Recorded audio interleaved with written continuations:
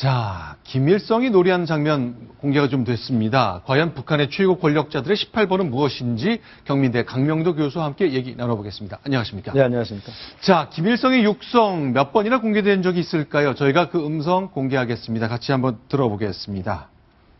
내 고향을 떠나올 때 나의 어머니 문 앞에서 눈물 흘리며 잘 다녀라고 하시더니 자, 김일성이 부르는 사향가. 이제 어렸을 때 고향에서, 중국에 있을 때 고향을 그리면서 했다는 노래인데, 강 교수님, 네. 북한에 있을 때 저 노래 들어보셨어요? 저 들어서 벌써 뿐만 아니라 자주 했죠, 저도. 왜요? 요구가 되는 건가요? 저 불러야 되는 건 아니, 김일성 장군의 노래처럼 무조건 저희 불러야 되는 게 아니고. 네. 저 노래가 내용은 없고 어머니를 부리는 노래이기 때문에. 그렇죠. 대체적으로 사람들 모이면 저 노래를 또 생일이라든가 이럴 땐 많이 합니다. 저 노래도 김일성이 80회 생일 때 부른 노래입니다. 저게 아마 생일상 받고 나서 그 후에 부르실 겁니다. 자, 80회 생일이면 네. 1912년생이니까 92년에. 네, 맞습니다. 바로 죽기 전이죠. 2년 전에.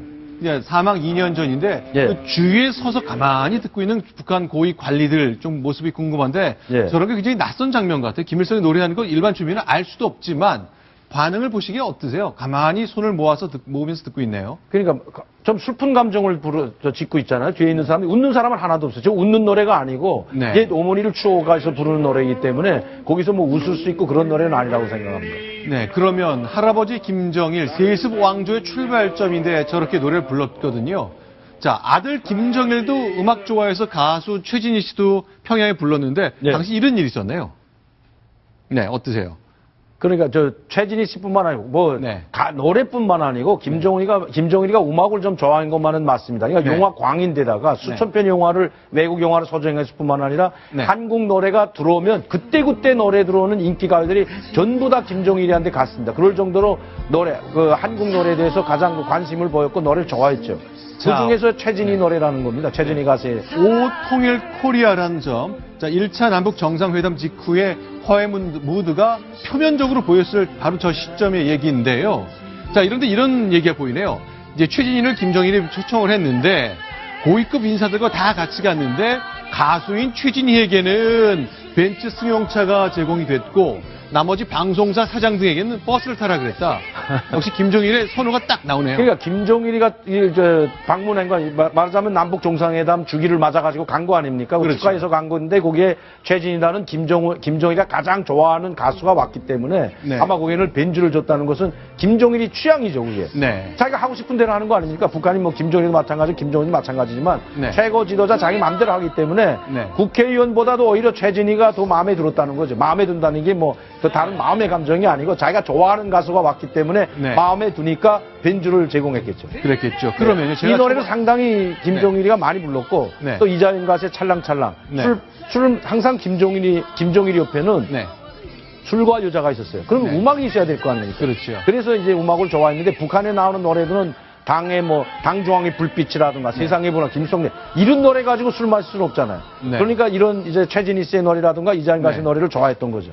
자, 그럼요. 제가 초반에 설명드렸는데, 자, 할아버지는 자작곡을 불렀고, 아들은 한국 가수를 초청해서 평양에서 들었고, 그런데 손자는요, 제가 처음에 싱가포르라고 했지만, 영국 런던까지 넘어가서 미국 노래를 듣네요. 자, 에릭 클랩튼 공연을 본 김정철, 김정은의 친형인데, 맞습니다. 저런 거 주민들이 모르겠죠, 당연히. 전혀 모르죠. 이게 지금 에릭 클립턴 노래를 지금 영국에 가서 들은 건 최근에 9년도 올이죠. 네. 근데 그 전에 이미 김정은이가 최고 지도자 되기 전에 네. 또 갔어요. 어디 갔냐면 그게 2008년도가 싱가포르. 그렇죠. 싱가포르 가서 에릭 클립턴 노래가 듣는 걸 포착이 됐거든. 여러 명의 여자들과 같이 간 걸 봤는데 네. 일반 사람들은 전혀 알 수가 없네요. 최고 지도자의 형이라는 사람이 저렇게 자유롭게 분방하면서 외국 가수의 노래를 들으러 영국까지 갔다는 것 자체가 그게 공개되게 되면 권위와 위신이 땅바닥에 떨어지기 때문에 저런 건 모습을 보여주지 않죠. 그런데 우리 한국 언론을 통해 가지고 보여줬기 때문에 북한 사람들도 많이 봤을 겁니다. 자, 반미로 먹고 살고 또 유지시키는 북한 체제에서 자, 손자는 싱가포르 그리고 영국 런던까지 날아가서 미국의 대표적인 가수의 공연을 들었다. 자, 이제 부자 손 3대 세습 체제의 노래 사랑 18번의 얘기를 들어봤는데요. 최근에 들려오는 소식인데 역시 3대 세습에 대한 비판적인 거겠지만 노래를 개사한 것이 좀 유행이라고 하는데 어떤 건가요? 예, 지금 그 노래가 이제 곰새말이. 네. 이거 아주 즐겨 부릅니다, 사실. 왜냐면 내용이 없잖아요. 네. 그냥 다른 내용은 특히 뭐 정치적이라든가 뭐 이념이라든가 체제관에 관한 그런 게 안 들어있기 때문에 그냥 아빠 곰 뚱뚱하고 엄마 곰 날씬하고 애기 곰은 귀엽다는 건데 네. 이걸 개사했는데 지금 나오다시피 할배곰, 아빠곰, 새끼곰이 다 해먹는다는 소리입니다. 그냥 세 마리가 다 같이 네. 다 세 명만 다 해먹어서 할배곰도 뚱뚱하고 아빠곰도 뚱뚱하고 새끼곰은 뚱뚱하다 못해 미련하다는 거죠. 네. 이런 노래를 부르니까 좋아할 리가 없지 않습니까? 그래서 이거를 불순곡으로 지정해가지고 못하게 네. 한답니다. 아, 근데 개사인 노래가 이것뿐만 아니에요. 이미 많이 나왔습니다. 그 전에도. 네. 자, 이 노래는 이제 우리 아이들이 유치원에서 많이 부르던 그야말로 엄마, 아빠, 아이의 사랑을 다루는 건데 네. 할아버지, 아버지, 손자까지 그 외형을 자기네끼리만 두고 다 해먹어서 뚱뚱하다는 겁니다. 간단히 네. 말씀드리면. 네. 거기다 새끼곰은 이제 미련하기까지 한다.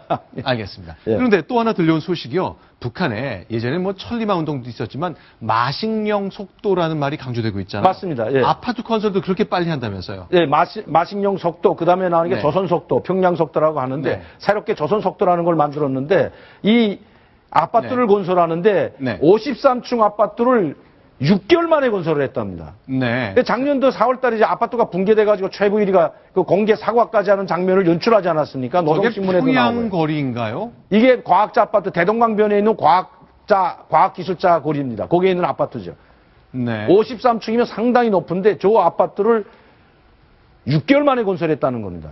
저 아파트 옥상에는 저렇게 기구까지 해가지고 김정희가 치하는 모습까지 이제 그 중앙TV로 방영을 했습니다. 일단 북한에서는 자랑스러운가 봅니다. 직접 멀리에서도 미래 과학자 거리라는 것을 간눈에 알아볼 수 있게 53층 초고층 산림지보에 상징탑을 건설했는데 정말 멋있다고 하시면서 모든 건축물들이 고도로 예술화되었다고 지하하셨습니다.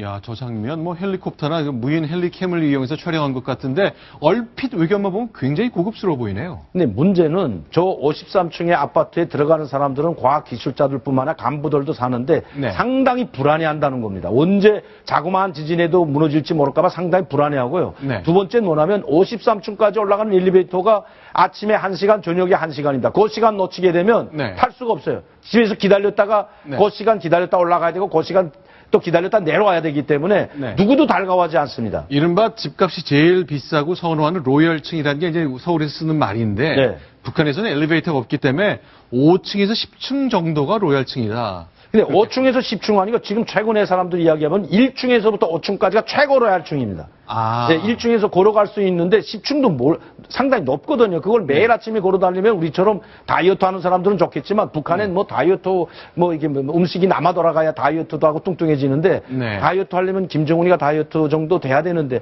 일반 사람들이나 일반 간부들은 저렇게 10층까지 매일 걸어서 올라다니는 힘이 없기 때문에 네. 가장 로얄층은 지금 1층에서부터 5층까지입니다. 자, 그럼 마지막으로 한 가지만 더 좀 네. 여쭤볼게요. 평양의 밤거리 하면 전구가 꺼져 있기 때문에 위성사진 보면 평양 캄캄한데 새까마죠. 김일성 동상 내놓고는 다 새까맙니다. 그런데 신은미 씨가 최근에 방북했을 때 사진 찍어놓은 거 보면요. 밤거리가 저렇게 밝거든요. 오른쪽 보세요. 그렇죠? 그런데 네. 왼쪽은요.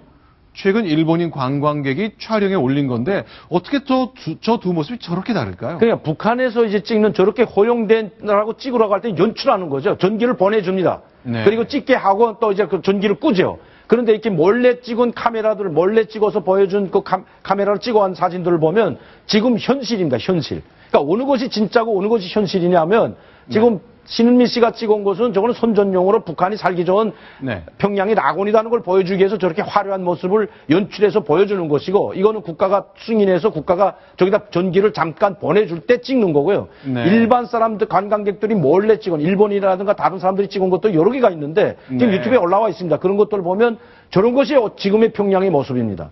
알겠습니다. 자, 오늘 저 경민대 강명두 교수님과 말씀드렸습니다. 고맙습니다. 예, 감사합니다. 자, 두 번째 소식을 좀 소개해드려야 되는데 잠깐 드는 생각은요. 과연 북한 체제의 홍보대사 역할을 한다는 신은미 씨는 저 찍었던 저 밝은 사진이 그때만 밝았다는 걸 알고 찍은 걸까요? 아니면 모르고 찍은 걸까요? 궁금합니다. 한번 인터뷰를 해봤으면 좋겠네요.